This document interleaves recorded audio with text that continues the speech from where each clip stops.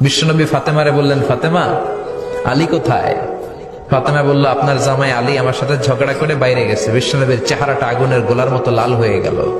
বিশ্বনবী ডেকে বললেন, ফাতেমা, তুমি বিশ্বনবীর মেয়ে হতে পারো, কিন্তু আলী তোমার স্বামী। আলী যদি তোমার উপর নাখোশ থাকে, জান্নাতের দরজা তোমার জন্য খুলবে না। কোথায় গেছে আলী, কোথায়? বললেন যে মসজিদে নববীতে গেছে। বিশ্বনবী যে দেখলেন বালির উপরে আলী শুয়ে আছে।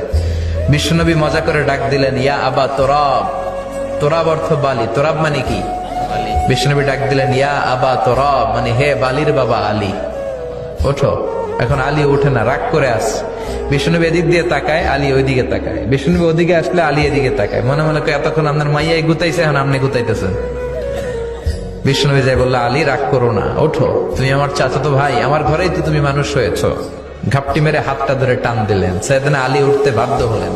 বিশ্বনবী কারো হাত ধরে টান দিলে ওই লোক বসে থাকতে পারে? উঠে গেলেন, ঘরে নিয়ে আসলেন। নিয়ে এসে বিশ্বনবী খাটের মাঝখানে শুইলেন। ডান দিকে শোয়ালেন আলীকে, বাম দিকে শোয়ালেন ফাতেমাকে। এবার মেয়ের জামাইকে আর মেয়েকে বুঝাতে লাগলেন, নসিহত করতে লাগলেন, গল্প শোনাতে লাগলেন।